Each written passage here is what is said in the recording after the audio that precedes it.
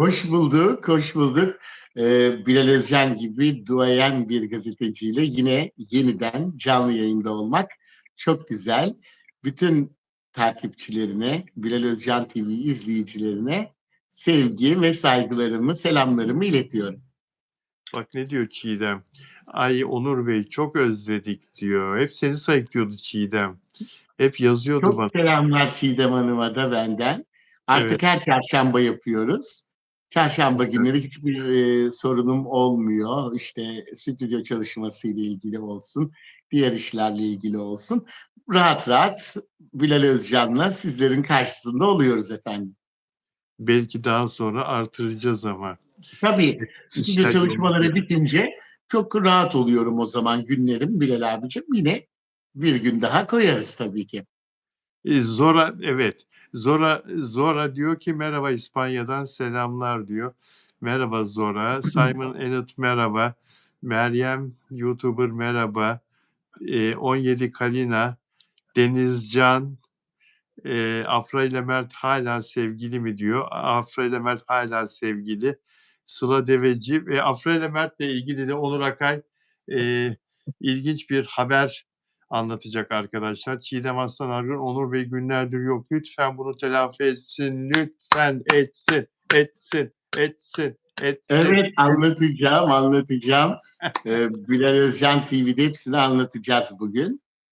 Sürprizlerim de olacak ilerleyen günlerde. Hepsini bu kanaldan, Bilal Özcan TV'den duyuracağız. Evet, Ee, Yaşar Demir, hoş geldiniz beyler Muğla'dan diyor. Peki, Denizcan da burada, Sıla Deveci de burada ama bu beğen sayısıyla olmaz. Yani bu kadar beğen sayısıyla anlatmaz Onur Akay. Lütfen beğen sayısını artıralım. Melahat sahnede nasıl Bilal abicim alkışlarla, alkış olmazsa şarkı söylemiyoruz değil mi? Alkışlar motive ediyor. Burada da beğen alkış yerine geçiyor. aynen, aynen. Duydunuz değil mi arkadaşlar? Andorra'dan iyi günler diyor. Andorra'dan Emiguller, hola, hola Emiguller. Emiguller Türkçeyi öğrendi. Bize artık merhaba diye selam veriyor. Sağ olsun. Biz de ona İspanyolca, onun lisanında selam yolluyoruz. Hola diyoruz. Yaşar Çindemir, merhaba. Fatma Yıldır, Gülseren Başdoğan, Denizcan, Nurhayat, Dilma, bütün arkadaşlara selamlar. Evet, Onur Akay özledik. Hepimiz çok özledik ve Onur Akay'ın yorumlarını da özledik. Onur Akay dün Galatasaray tarihi bir zafere imza attı. Juventus İtalyanların dünyaca ünlü takımını 5-2 yendi ve hepimizin çok sevdiği Evet. bir oyuncu da Kıvanç Tatlıtuğ da Galatasaray taraftarı. O da maçtaydı ve maçtan sonra halkın arasına karıştı. Halkla diyaloğu ne kadar sıcak değil mi Kıvanç Tatlıtuğ'un? Sen Kıvanç'ı Tabii. hepimizden daha yakın tanıyorsun. Senin mahallenliydi galiba. Aynı mahallede mi büyüdün? Çok çok fanatik Galatasaraylıdır. Çok fanatik. Besmodul yıllarında tanıyorum ben Aynı kendisini. mahallede mi büyümüştünüz? Aynı sokak. Hayır, hayır. Öyle aynı mahallede değil. Mersin'deki yazlıklar onların da yakındır bize. Evet. Yani Çok yazlık Mersin'de komşusu gibi. Evet. evet öyle diyebiliriz. Aynen. Ee, Çok başarılı. Halka zaten o mütevazı yönü olmasa saygısı, sevgisi hep ekrandan da yansıyor zaten. Ailesine olan bağlılığı, kardeşlerine bağlılığı da öyledir. Ve aynı zamanda da halka da çok sıcaktır. Setlerde de çok usta oyunculara saygılıdır. Aynı şekilde yani olduğu gibi biridir. Zaten onu da yansıttığı için zirvede. Galatasaray maçına gitmiş evet. Ama Mert Ramazan Demir gidemedi maça. Ya sen nasıl bağlıyorsun konuları? Ama dur şimdi anlatma. Şimdi Ben anlat. onun sürprizini anlatmayayım neden gidemediğini, nerede kaldı, nereye kitlediler onu ben söyleyeceğim. Onu biraz sonra konuşacağız. Evet, Kıvanç Tatlıtuğ maç çıkışı vatandaşlarla birlikte çıkıyor stat'tan. "Kıvanç abi kendine iyi bak." diyenlere, "Sen de." diye cevap veriyor. Etrafından ona selam veren herkese selamını alıyor. O da onlara cevap veriyor. Çok sıcak, çok halktan biri. Hiçbir star böyle davranışı, egosu göstermiyor. Evet, Çok değil mi? aynen öyle. Bir de Bilal abicim yıllar önce Gümüş dizisi vardı hatırlarsan. Tabii, O hatırlıyorum. dizi ilk Arap ülkelerinde patlayan ilk dizi odur Türk dizileri arasında. Böyle çok Songül Öden büyük bir Songül Öden Songül Öden oynuyordu ses başrolde. getiren. O zaman da Benim İstanbul Ağlıyor şarkımı söylemişlerdi. Benim bir fotoğrafım vardır böyle işte o yıllarda onu kullanarak bütün Arap ülkelerinde Benim de İstanbul Ağlıyor'u o dizinin videolarında kullandılar, bölümlerinde kullandılar. Aman Allah'ım böyle birden Araplardan gelen o ilgiye ben şoklar yaşamıştım. 2008 yılları mıydı? Tam çıkaramıyorum ama İngilizceyi yeniden böyle hatırlamama sebep olmuştu. Araplarla konuşa 50.000 evlenme teklifi gelmişti bana resmi. A! Vallahi kardeş A! zannediyorlardı bizi. Mersin'de afişlerim Kıvanç asılı sahne yapıyorum. Aa Kıvanç Tatlıtuğ'un kardeşi diye giriyorlardı içeriye. Kıvanç senin Vallahi seni o da Mersinli, Kıvanç da Mersinli. Senin Kıvanç'ta çok anıların vardır o zaman. Adanalı, Adanalı Mersin'de mı? yakın. Tabii Çağ Koleji'nde okumuştur. Ha, Orada Adanalı ama çiçekçi dükkanları vardı, pastaneler vardı falan. Sonra babasının böyle bir iflası nedeniyle bir rahatsızlığı oluyor falan. İstanbul'a yerleşiyorlar işte o zaman Maltepe taraflarına ve tabii Kıvanç'ın annesi çok Nurten Hanım isterdi onun oyuncu olmasını. Kıvanç daha çok basketle ilgiliydi, profesyonel oynardı. Sakatlanınca da annesini dinledi. İyi ki de dinlemiş değil mi? Besim Odul birinciliğiyle sonra dünyada da temsil ederek birinci olarak ilk dizisi işte Gümüş'le tanındı. evet, Gümüş'te tanındı. Yani, Kıvanç Tatlıtuğ'un, bu Galatasaray maçından çıkarken insanlarla bu kadar sıcak görüntü vermesi, halkın arasına karışıp onlarla, onların, sorularına, selamlarına sıcak bir şekilde yanıt vermesi çok. Arabasına çarparlardı Bilal abicim ilk meşhur olduğu yıllarda tanışmak için. Yapma ya. Ortaköy'de falan Bebek'te arabasına çarparlardı bilerek. Kızlar Eğer mı? görürlerse evet konvoy gibi peşinde dolaşırdı arabalar. Bayan sürücüler özellikle. Evet. Arabalarına çarparlar, ondan sonra muhabbet olsun diye, değil mi? Tabii öyle çarptım diye de itiraf ederlermiş. Allah Allah! Kim bilir neler geldi çocuğun başına ya kızlardan. Tabii. Bayılanlar, kapısının önünde bekleyenler senelerce. Hımm.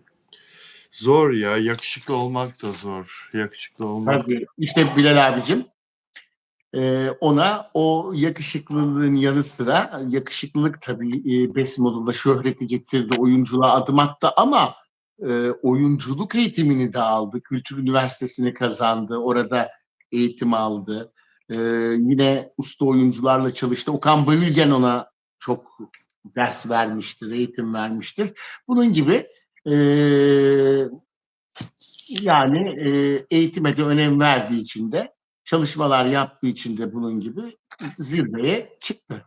Sadece Başarı fizikle değil yani.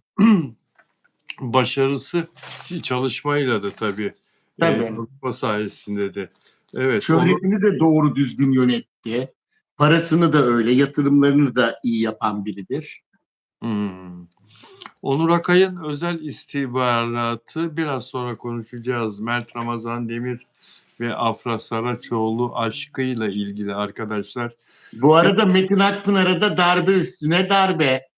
darbe Önce ben mahkemeyi darbe. kazandım. Evet, önce sen mahkemeyi kazandın. Metin Akpınar'ın sana açtığı 1 liralık mı 1 kuruşluk mu 1 dava? liralık, 1 liralık tazminat davasıydı Sen Bilal abicim. Geçtiğimiz günlerde sonuçlandı. Benim çok değerli avukatım Hilmi Arslan Tan girdi son mahkemeye. Onların da avukatı girdi ve 1 liralık tazminat davasını ben kazandım. Evet, sen kazandın. Bugün de Duygu Nebioğlu kazanmış. Evet, Duygu Nebioğlu kazandı. İstersen o konuyu konuşalım şimdi. Metin Tamam. Akpınar'ın kızı olduğunu 2 yıl önce ispat eden mahkeme kararıyla Duygu Nebioğlu babalık sorumluluğunu yerine getirmediği iddiasıyla Metin Akpınar'ın aleyhine açtığı manevi tazminat davasını kazandı. Dava mahkeme neticelendi ve 6 milyon liraya hükmetti hakim. Duygu Nebioğlu, yıllardır yaşadığım üzüntü ve çocukluk yaralarıma sahip çıkma arzusundan ötürü bu kararı verdik ve bu verdiğimiz karar doğrultusunda da dava açtık. Adaletin yerini bulduğunu düşünüyorum dedi. Metin Akpınar'ı mahkum etti. Para cezasına çarptırdı. Sen Duygu Nebioğlu ile aran çok iyi. Aradın mı onu bugün? Evet, biraz önce yayından Hımm. 5 dakika, 10 dakika önce konuştuk kendisiyle. Evet. Tebrik ettim. Zaten kazanacağını biliyordum, onun da kazanacağını. 6 milyon lira kazandı fakat faiziyle 9 milyon lira alacak. He, faiziyle 9 milyon lira. Tabii. 9 milyon lira alacak Duygu Nebioğlu. Evet. Bu yani hani bu davayı kazandı. Bu sadece yetimhaneye verilip o yıllarının zorluklar içinde geçtiği için açtığı bir tazminat davası. Mirasından faydalanamaz diye bir şey yok. Sosyal medyada öyle şeyler söylüyorlar. Bunu aldıktan sonra Yok öyle. acaba mirasından faydalanamayacak mı? Hayır. Yine Metin Akpınar'ın kızı, ikizi de var biliyorsunuz. İkisi de DNA testiyle ispatlayarak mahkemede babalık davası açarak kanıtladılar ve Metin Akpınar'ın nüfusuna geçtiler. Tabii bir emsal dava olduğunu söyledi bana Duygu Nebioğlu. Bugüne kadar böyle bir tazminat davası görülmedi dedi bu şekilde. Bu şekilde çocuklarını yıllar önce terk etmiş, bırakmış, yetimhaneye vermiş kişilerin çocuklarının yıllar sonra açtığı ve böyle bir tazminat aldığı dava gerçekten yok Yok. sanıyorum ki Bilal Yok. abicim. Amerika'da falan vardır. Burada hiç duymadık. Evet, bu bir emsal dava dedi. Annesinin değil, onları yani Duygu Nebioğlu ve ikizini yetimhaneye Metin Akpınar'ın ve etrafında dönen bazı plan ve programla terk edildiğini ispatladığını dile getirdi. Mektuplar Vay! saklandı, haberler yapılmadı dedi. İşte bunun içinde Erol Simavi olduğunu söyledi. O zaman Hürriyet gazetesinde haberin yapılmadığını, Uğur Dündar'ın olduğunu söyledi. Yine Ümit Besen'in olduğunu söyledi ve bu ünlü isimlerle birlikte etrafındaki kişilerle bir programla, planla annesini zor durumda bıraktıklarını ve bu nedenle de yetimhaneye verildiklerini ispatladığını bana ifade etti. İstinaf da olacak dedi. Çünkü en önemli konulardan biri de şuymuş Bilal abicim, mal varlığını doğru göstermemiş Metin Akpınar. Gizlemiş öyle mi? Gizlemiş. Ben Mahkemede. onu öğrendim Duygu Nebioğlu'dan. Onun için istinafta bu karar değişebilir. Daha da tazminat yükselebilir. İtiraz açık yani. İtiraz yolu açıkmış. İki taraf için de Yani açık ama. İki taraf Metin Akpınar da itiraz edebilir. Metin Akpınar da itiraz edebilir tabii. Açıktır tabii. Tabii o zaman da ben ayda işte belli bir miktar para verdiğini, çok düşük bir miktar para gönderdiğini açıklamıştım. Basında da yer almıştı. İşte bir de etrafındaki iddiaları söylemiştim. Bir oğlu da olduğu söyleniyor. O zaman benim de şüphelerim var demişti Duygu Nebioğlu bir canlı yayında Ya falan. Duygu Nebioğlu seni kastetmişti. Onu Onur sonradan tabii de Bilal abicim ben bunları söyledim diye bana tazminat davası açmıştı 1 liralık. İddiaları dile getirdim diye, köşemde yazdım diye. İşte bu Oğlu davayı da var ben diyen kazandım. sensin. Oğlu var diyen sensin asıl. Asıl benim, Sen söylemiştin. Metin Akpınar'ın bir de oğlu var demiştin. tabii etrafındaki kişilerin iddialarını Duygu Nebioğlu'nda bir canlı yayında konuşmasıyla birlikte bir kişiye bir kişinin ona baba dediğini söylemişti. Ben de bir oğlu da olduğunu dile getirmiştim duyumlarımdan, aldığım bilgilerden, iddialardan diye ifade etmiştim. O yüzden beni de mahkemeye vermişti. 1 liralık tazminat davası açmıştı. Ben de onu işte kazandım. Tabii daha sonra o dediğiniz gibi Duygu Nebioğlu sonradan hani bunu ben açıkladım ama bakıyor, araştırıyor, benzerliğimiz olduğunu fark ediyor falan. Öylelikle benim abisi olduğumu da basında açıklamıştı, sosyal medyada. Öyle bir şey de yaşamıştık biliyorsunuz. Doğru söylüyorsun. Senin bayağı Ama bir üzerine gelmişti Duygu Nebioğlu. DNA Sen benim testi yaptırmadık henüz. Evet. Yaptırsak mı acaba? Yarısını da bana verecekse 9 milyonun yaptıralım. Espri yapalım buradan, biraz da gülelim değil mi? Benim payımı versin, DNA testi yaptırayım diyorsun. Evet. Evet. Tabii. Tabii bu O zaman Metin Akpınar'a iyi oluyor tabii. Yani, kolay değil 2 tane çocuğu, 2 tane, günahsız yavruyu babasız büyütüyor. Yani, büyümelerine sebep oluyor. Bile bile onların babası olduğunu, kendisinden olduğunu bile bile Metin Akpınar hiç sesini çıkarmıyor. Onları, çocuk esirgeme kurumuna gönderiyor çocukları, değil mi? evet, hadi onlar yaşandı, bitti. Daha sonra e, Duygu Nebioğlu babasını bulduktan sonra onları kabul etse, zaten Metin Akpınar çok zengin. Nereye gidecek? Kim var başka değil mi ailesinde? Yani kaç yaşına geldi? Türkiye'nin efsane bir oyuncusu. Onları kabul etse, bağrına bassa, onlara çok güzel bir hayat sunsaydı, bunlar yaşanmazdı. Hiçbiri mahkemeye vermezdi. Hiçbir şey olmazdı. Fevkalade güzel şeyler yaşanırdı. Ne güzel yani, insan sarılmaz mı evlatlarına? Ne kadar güzel bir şey. Değil mi Bilal abicim? Öyle, öyle yani, Duygu da çok iyi bir kızdır. Ben onu gerçekten kardeşim gibi sevdim. Sen bana abi dediğin zaman ben senin hani abin olmasam da abin sayılırım. Hani beni abi yerine koyabilirsin dedim yani. O kadar da tatlıdır, babası gibi eğlenceli, komik, yetenekli bir oyuncu olsa vallahi olur yani. yani, işte ne yapacaksın? Metin Akpınar'ı da Allah affetsin diyelim biz. Evet, Duygu aynen Nebioğlu'nu öyle. Duygu Nebioğlu'nu da tebrik tebrik ediyorum. ediyorum. Tebrik ediyorum. Azimle bu zor, birçok engellere rağmen Evet. zorlu yollarda bunu başarabildiği için gerçekten tebrik ediyorum. Tebrik ediyoruz Duygu Nebioğlu'nu hakikaten. Peki şunu soracağım sana Onur Akay. Duygu Nebioğlu bu parayı ne yapacağını söyledi mi? Bu parayla neler yapmayı düşündüğünü söyledi mi? Yok, öyle bir şey konuşmadık ama e, Duygu'nun e, Evi var yaşadığı mı? Var mı? zor şeyler vardı. Yani Kirada daha mı böyle yaşıyor? rahatlayacaktır. Bir de o çok sever hayvanları, köpekleri, bütün sokak hayvanlarına bakar, ameliyat ettirir, e, yardım eder. Kesin onlara da bir bölümünü ayıracaktır, eminim ben bildiğim için. O yani o konuda çok hassas. Bayağı böyle çalışmalar yapıyorlar Antalya'da. Kesin eminim onlara da ayıracaktır. Onları çok seviyor. Bizim gibi biz de öyle çok seviyoruz. Ama Duygu bayağı bir çabalıyor onlar için Bilal abicim. Bir Hepsine mamalar alır, hastaneye götürür, ameliyatlar yapar, neler neler. Ne güzel, helal olsun. Duygu'yla ikizi, ayrı ayrı yaşıyorlar tabii. İkizi evli, değil mi? Evli. Çocuğu var ikizinin.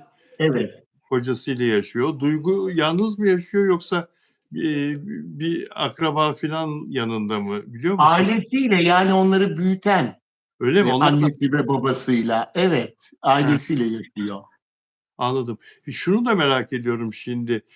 İkizi, ayrı bir dava açacak herhâlde. Bu Duygu'nun kendi açtığı dava değil Evet, tabii. Manevi E, tazminat davası. Babası hariç. Açarsa aynı şekilde o da kazanacaktır bence. Tabii, tabii. Çünkü bu,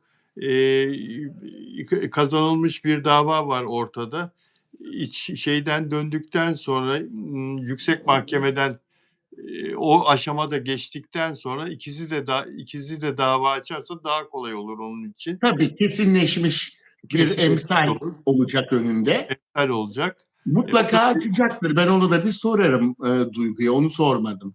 Evet, o da bir 9-10 milyon belki daha fazla Metin Akpınar'dan tazminat alacaktır. Vardır Metin Akpınar'ın 100 milyonları vardır. Yani 9-10 milyonu.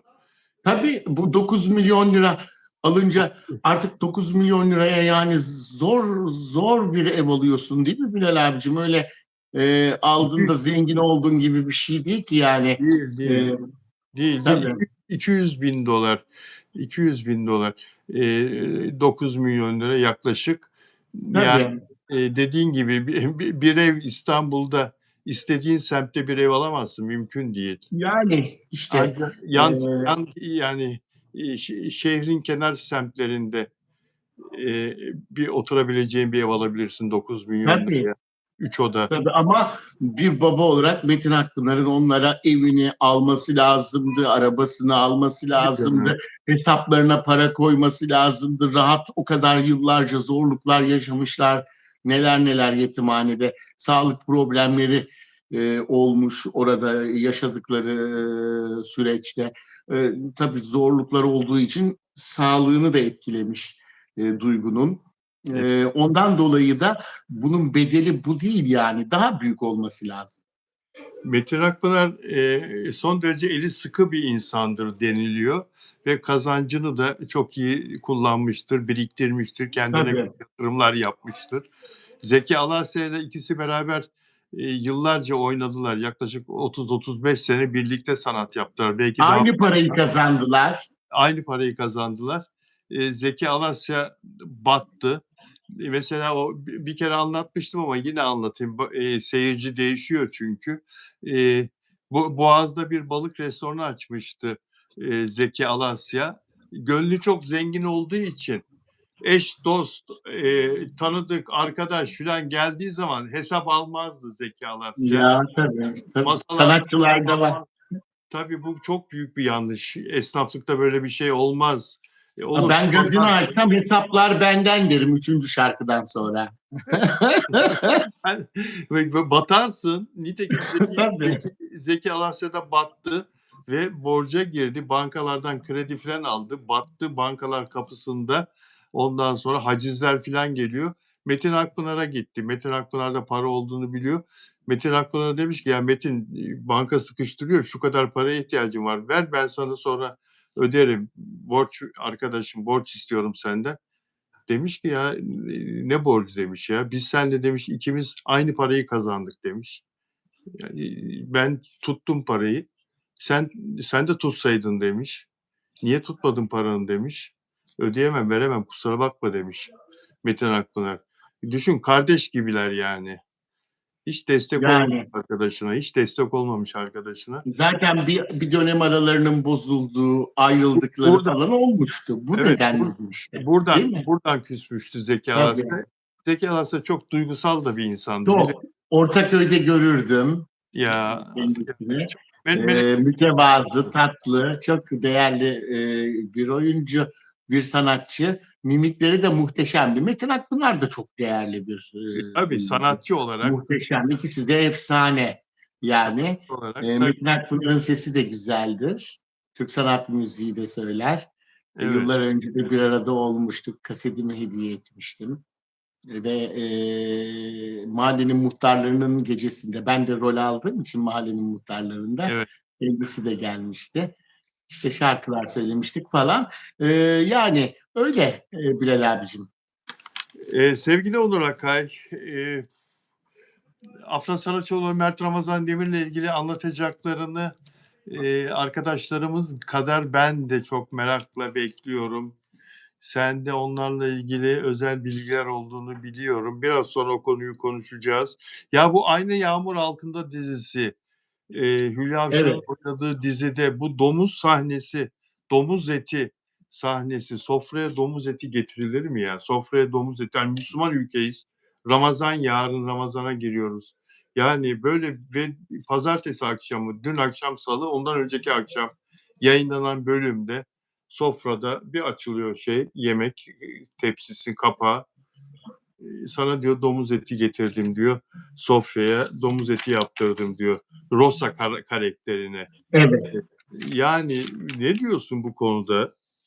Yani işte Bilal abicim, toplum olarak aynı yağmur altında ıslanıyoruz ama bazı senaryolar maalesef bu yağmuru sele çevirmekte kararlı görünüyor bence, Ya, değil mi? ya, ya. Yani çünkü çok ilginç, yani hem reyting rekabetinden de kaynaklı, işte reytinglerde e, üst çıkabilmek, üste çıkabilmek, dizinin sosyal medyada konuşulması falan, ama işte bunlar hiç tam böyle Ramazan arifesinde uygun mu yani? E, Reyting avcılığı yapıyorlar resmen, farklı kesimleri birbirlerine düşman Evet, evet, edecekler. Hatta şöyle bir şey var. Ben buraya not aldım onu. evet, Ee, evet, Okudum da ne kadar o zaten her şeyi anlatıyor. Şeyler, açıklama gelmiş Bilal abicim. evet. Yani bak Yani muhafazakar ve seküler çatışması son yıllarda Bilal abi çok fazla dizilerde, değil mi? Bu işte şeyde de maalesef, olsun. e, maalesef Kızılcık Şerbeti'nde de olsun. kaşıyor, İyi bir toplumu şey değil kaşıyor. yani. Bunun yerine bizim toplumumuz öyle değil ki. E, Yani ne güzel komşuluklar, dostluklar çok farklıdır. Onlar üzerinde bazı mesajlar vermeleri lazım. Hiç kimse Türkler, Türkiye'de yaşayan birçok da Hristiyan var, yıllardır Ortaköy'de olsun, her yerde etrafımızda. Hiçbir zaman öyle bir şey ikram etmezler, sunmazlar. Çok saygılılardır. Ee, Tabii, Öyle bir kişiyi bulmak çok zor yani. Mümkün değil ki, hatta açıklamada yapılmış, Türk Ortodoks topluluğu demiş ki biz Hristiyan Türkler bile çok nadiren domuz eti yeriz. Müslüman komşumuza asla domuz ve alkol ikram etmeyiz demişler. çok doğru. Ben Çok doğru. bunu not ettim. Ee, Evet. Yani işte dizide de böyle bir e, Reyting kurgulanmış. avcılığı. Reyting avcılığı diyorsun ve Aynen reyting avcılığı. ama reytingler tepetaklak geldi. 16 Şubat pazartesi bu bölümün bu sahnelerin yayınlandığı bölümde e, dizi dizi totalde 2.63. 2.63 demek Evet. beni kaldırın demek. Ekrandan beni kaldırın, beni yayından kaldır, beni öldürün, beni bitirin demek. AB'de 1.82 AB'si gelen bir diziyi yaşatmaz yapımcı da kanalda. ABC Tabii. ABC 2.43 2.43 ATV gibi bir kanalda ATV gibi milli değerlere saygı gösteren, milli değerlere saygılı olan bir kanalda böyle bir senaryonun çıkması, güya orada masanın etrafındaki diğer aile bireyleri o kadını tersliyor. Hani gelinine, Hristiyan gelinini aşağılamak için, orada onu zor durumda bırakmak için sen domuz eti yiyen bir bireysin şeyi yüklemek için kadına sana diyor domuz eti bak sana bunu yaptırdım diyor. Yani orada diğer aile bireyleri de sözüm ona senaryo gereği o kadını bunu yapan kadını azarlıyorlar. Nereden çıktı biz şimdiye kadar hiç böyle bir şey mi yapıyorduk sofrada böyle bir şey mi getiriyorduk sofraya nereden çıktı falan diye hepsi güya orada onu şey yapıyorlar ki hani e, senin benim vereceğim halkın vereceği tepkiyi diğer oyuncular karakterler veriyor. Verdiler dedirtmek için falan yemezler. Senin de Bir de dediğin Bilal gibi. abicim, ben Evet, videolardan baktım bu tartışmaları görünce.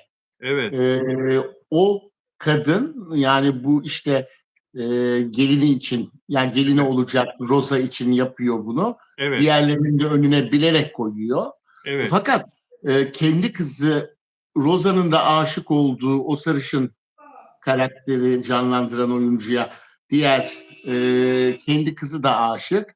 Kendi Ali, kızı da o çocuk böyle müteasip bir aileden geldiği için namaza başlamak istiyor. Böyle işte seccadenin önüne geçiyor, başını kapatıyor o bölümde. Birdenbire sen ne yapıyorsun diyor falan. Hani kendine gel diyor. Orada da çok kötü bir şey yani.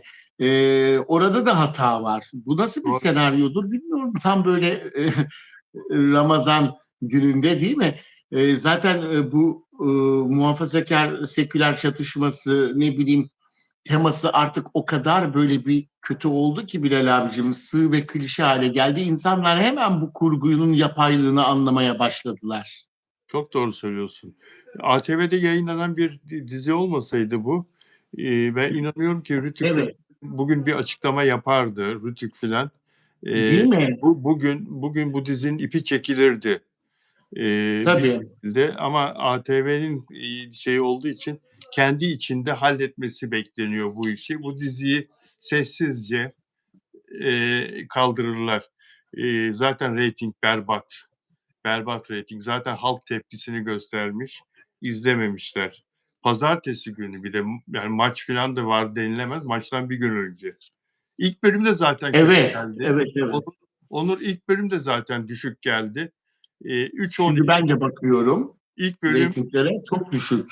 ilk bölüm 3-12, 2-24, 2-88. İlk bölüm de iyi değildi. İkinci daha da düştü. Yani, zaten kalkar bu dizi. Üçüncü bölümü göremez. Yani, bir dahaki hafta yayınlanmayabilir de. Yayınlansa da dördü beşi göremez. Kalkar. Evet. Eee, Aynı yağmur altında şiir gibi bir isim bulmuşlar diziye. Neydi o? Yağan yağmurda ıslandık biz. Neydi o şarkı? Ya şey mi? Ebru Gündeş'in söylediği.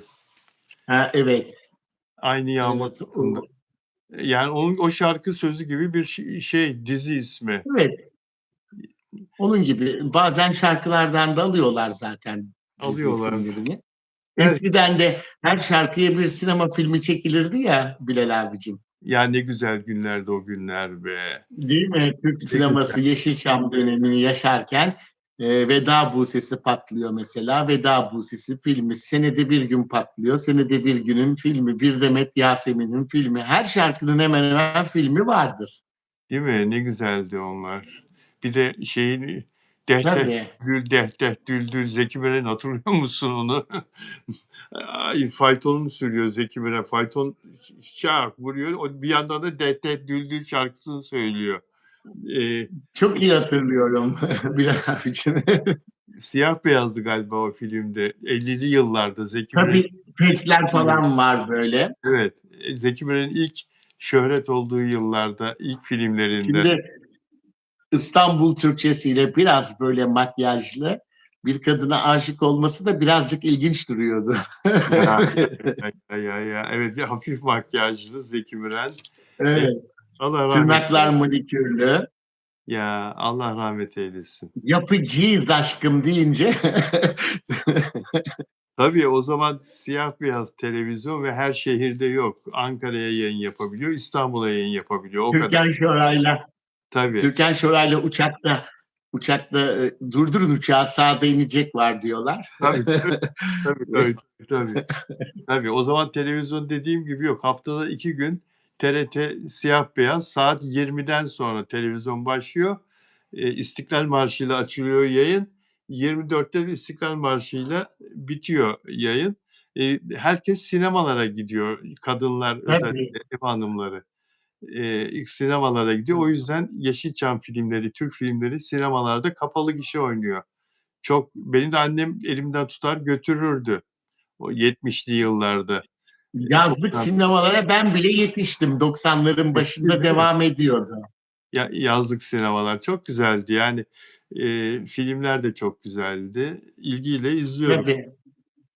Evet, gelelim bugüne, günümüze. Ya, Melek Baykal bu Akasya Durağı dizisiyle ilgili olarak Akasya Durağı yeniden çekilecek, çekilmeyecek filan gündeme geldi. Eee, Melek Baykal'a da sordular. "Akasya Durağı benim çok sevdiğim bir iş değildi." dedi. Oynadı o dizide.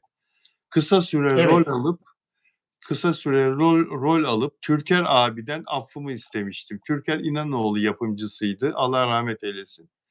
Eee, Amin. ben ben tiyatroda var olanlardanım. Dizi Tabii. düşünmüyorum, dizi düşünmüyorum diyor, Melek Baykal. Akasya Durağı'nı da, çok sevemediğini söylüyor. Şimdi o dizide Akasya Durağı'nda, Trabzonlu çaycıyı oynayan, "Uy, Nuri Papaçum" diyordu. Dizide Ali Kemal, eee, çaycı Ali Kemal. Nuri Papa dediği Nuri Baba da, Allah rahmet eylesin, Zeki Alasya. Zeki Eee, Alasya. Durağan şeyi. Şimdi bu Ali Kemal karakteriyle oynayan Ateş Fatih Uçan dizide 4 sene oynadı, çalıştı. Melek Baykal'a cevap veriyor. Akasya Durağı için yaptığı açıklamaya cevap veriyor. "Diziyi neden sevmediğinizi iyi biliyorum." diyor. "Çünkü hikaye sizi sevmedi. Dublaj talep ettiniz. Biz buna karşı çıktık. Siz dublaja alışkın olabilirsiniz. Ancak duyguyu dublaj veremez. İyi ki kısa dönem kaldınız. Teşekkür ederim." diyor. Ya bu biraz Melek Baykal'a haksızlık değil mi? Haksızlık, bir de hiç de doğru bir açıklamada değil Bilal abicim bence. Melek Baykal Ankara'da yetişmiş, tiyatronun çok özel ismidir. Ankara'da ben küçüklük yıllarımda onu çok sayıda izlemişimdir.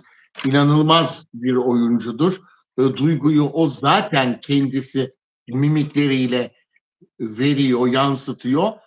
Dublajı yapan da bir sürü profesyonel kişi var. Yabancı filmleri izlemiyor muyuz? Duyguyu mu vermiyor? Seneler önce sitcomlardan önce hepsi mecbur dublaj yapılıyordu, bütün diziler. Ben de Mahallenin Muhtarları'nda oynarken benim sesimi de başkası seslendirmişti. Orada olan mimik önemli. Çok profesyoneldir dublaj sanatçılarımız var bizim. Doğru. Onlar onu zaten vurgusunu, şeyini, tonlamasını en iyi şekilde veriyor. O duyguyla ne alakası varmış ki dublajın? Bence çok büyük haksızlık olduğu gibi de yanlış açıklama yapılmış. Yanlış açıklama yapılmış değil mi? Ateş Fatih Uçan. Evet, dizide, ilginç bir rolü vardı. Tamam, dizide evet, güzel Gidip Melek renk. Baykal'dan onun ders alması gerekiyor. Tamam, çok güzel söyledin. Diziye renk katıyordu Ateş Fatih Uçan. Diziye emeği vardı ama Melek Baykal gibi bir ustaya çok güzel söyledin. Senin bu söylediğin üzerine fazla bir şey konuşmaya da gerek yok. Melek Baykal, umarım üzülmemişsinizdir ya. Sizin gibi değerli bir oyuncu, hakikaten değerli bir sanatçı. Sesiyle, tavırlarıyla, sadece oyunuyla değil, özel hayatında da ne hanımefendi insan ya. Egosuz, Tabii.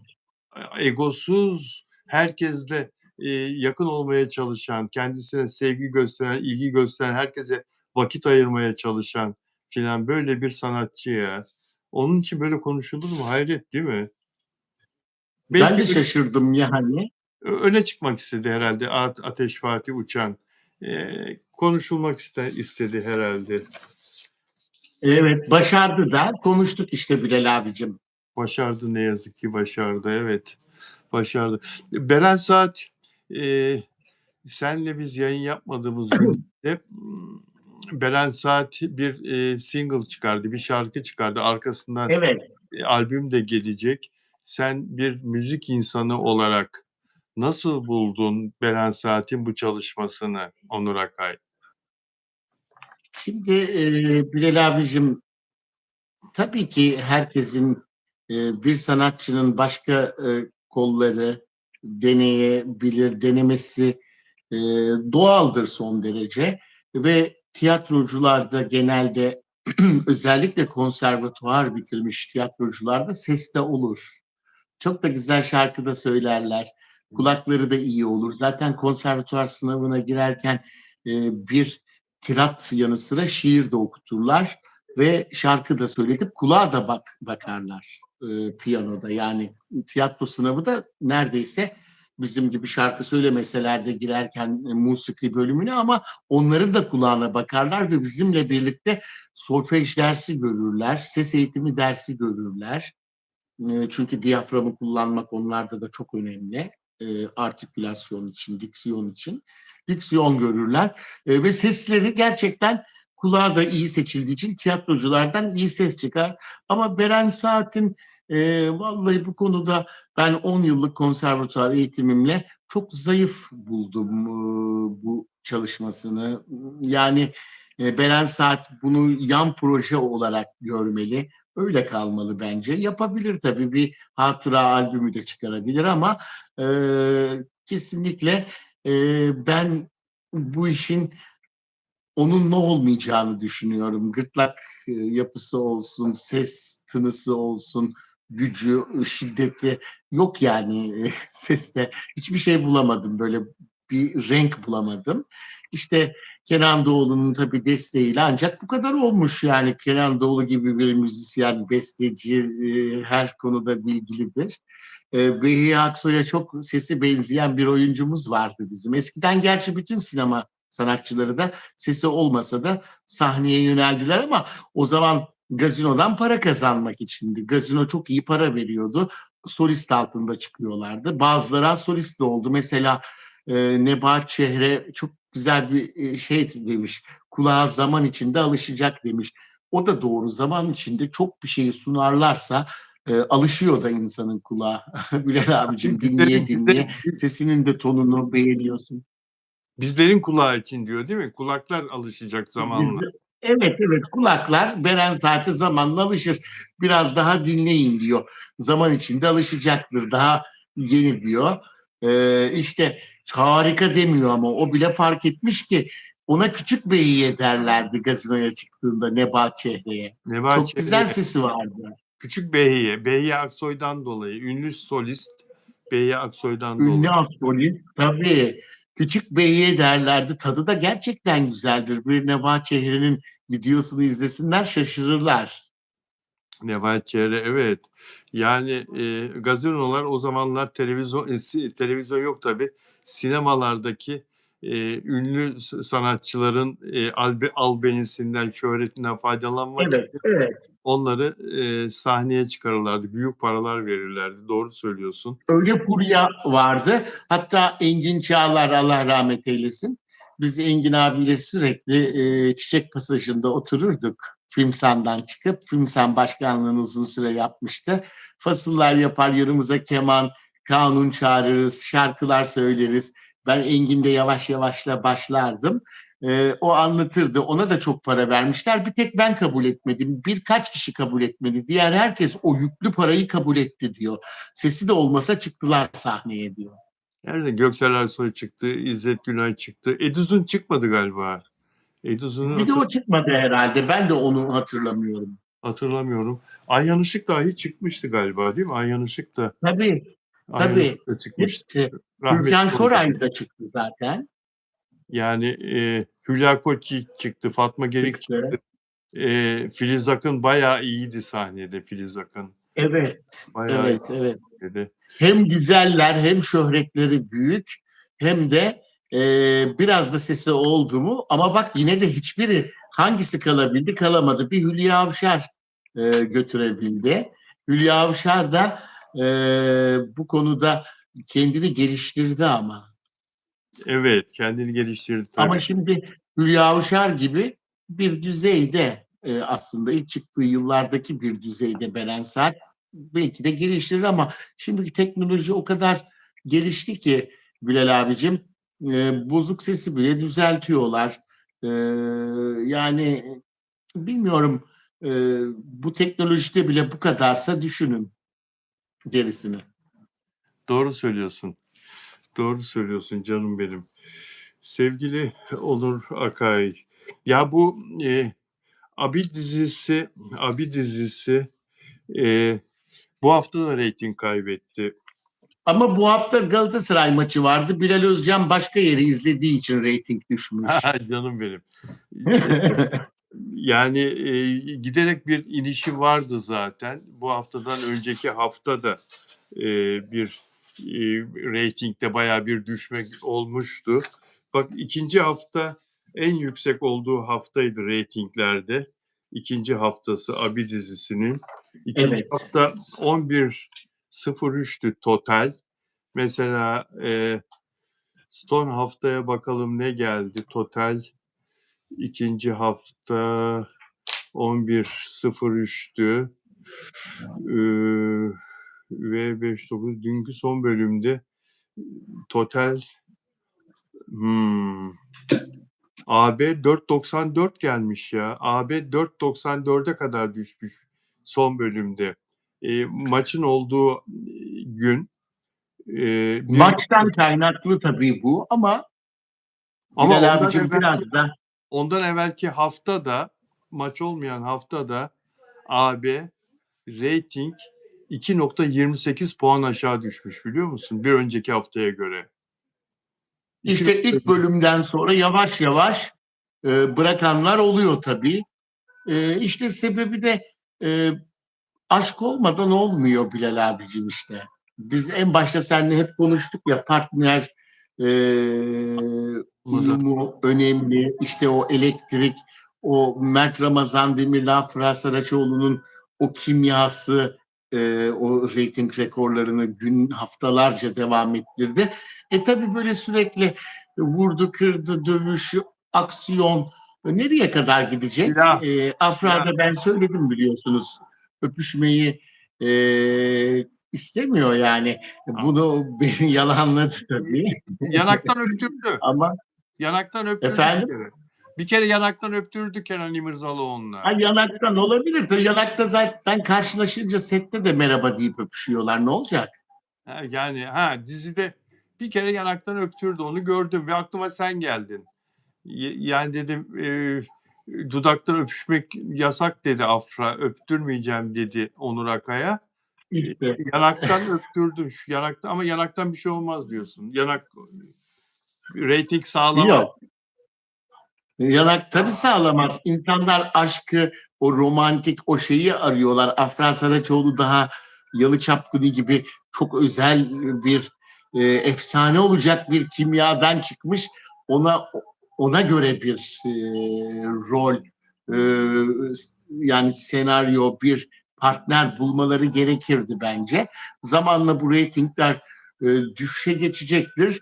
Eğer ki fikir değiştirip de onlara aşk yaşatırlarsa ne olur diye düşünürsek, o zaman daha da yani ters tepki verebilir. Çok doğru söylüyorsun. Hadi bunu konuşalım. O zaman daha da ters tepki veriyor. Çünkü Kenan İmirzalıoğlu'yla Afra Saraçoğlu fanları Kenan İmirzalıoğlu'yla aşk yaşamasını falan istemiyorlar.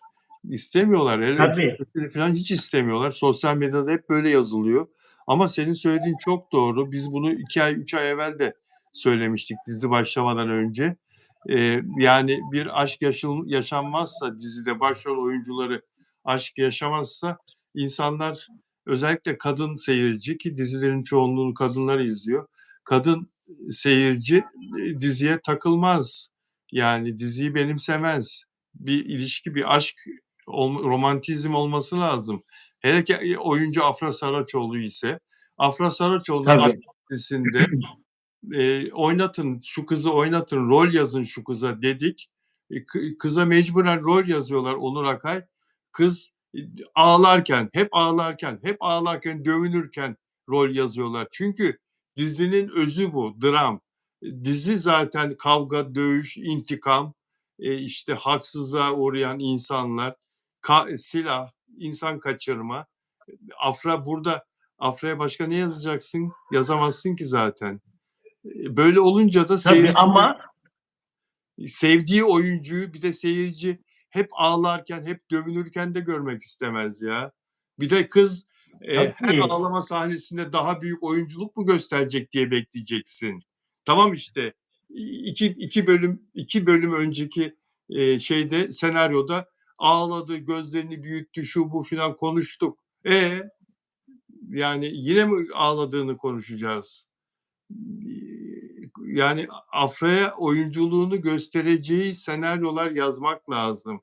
Kenan İmirzalıoğlu şöyle vuruyor adamın gırtlağına, adam 2 metre uçuyor. Tabii ki palavradan. Kenan İmirzalıoğlu'nun da yapacağı başka bir şey yok. Bayılıyorlar. Ama Afra'yı sevenler yani onun oyunculuğunu göremiyorlar. Alver yapacak tabii, karşısında bir yakışıklı yok. Yaşı yaşına uygun. tabii. Değil mi? Yaşı Bak yaşına uygun. Kızılcık Şerbeti'nde mesela e, bayağı bir roller değişmesine rağmen, kişilerin bazı sorunlardan dolayı çıkmasına rağmen senaryoyu da olsun yani götürebiliyorlar. Ben hiç beklemiyordum. Demek ki senaristlerin de başarılısı var, başarısızı var Bilal abiciğim. Çok doğru. Yapımcıyla da ilgili. Kısa İlgili, yapımcıyla da ilgili. OGM'de bazen böyle sorunlar yaşanıyor. Şimdi reyting daha da düşerse, düşmez inşallah tabii ama o zaman mutlaka başka kararlar alacaklardır. O zaman da inşallah daha da ters tepmez yani. Yani Afra mutsuz olmaz inşallah ya. Tamam, para iyi de İnşallah gitti ama para. Afra sette çok mutluydu Dün. dün. Hadi ne oldu? Evet. Dün ne oldu anlatsana Allah aşkına. Dün ne oldu? Aslında Mert Ramazan Demir maç izleyecekti. Hatta Galatasaraylı maça gitme planı bile varmış. Galatasaraylı Mert Ramazan. Ama evet gitseydi Kıvanç abisiyle birlikte maçı izleyecekti. İki Galatasaraylı. Tabii Afra'da koyu bir Fenerbahçeli ya. Bu gece benim dizim var. Dizimi izleyeceğiz demiş. Zaten Afra'yı da sette ziyaret etmiş. Karavanda Afra'nın karavanında bir arada oturmuşlar, sohbet Kahve etmişler. içmişler. Zaten Kahve içmişlerdir. Başka ne yapılır karavanda? karavana kitlemiş Afra. Gidemezsin maça Hadi. benimle kalacaksın diye. Ya Onur Akay ya. Bu maça gidemezsin diye Karavana karavana. kitlememiş tabii. Onu espri yapıyorum da. Seti ziyaret etmiş. Bu Evet. çok güzel bir şey tabii. Hem sevdiği kişiyi, aşk yaşadığı kişiyi mutlu ediyor. Hem orada zaten aynı yapım firması. Mert Ramazan Demir'in de yapım firması.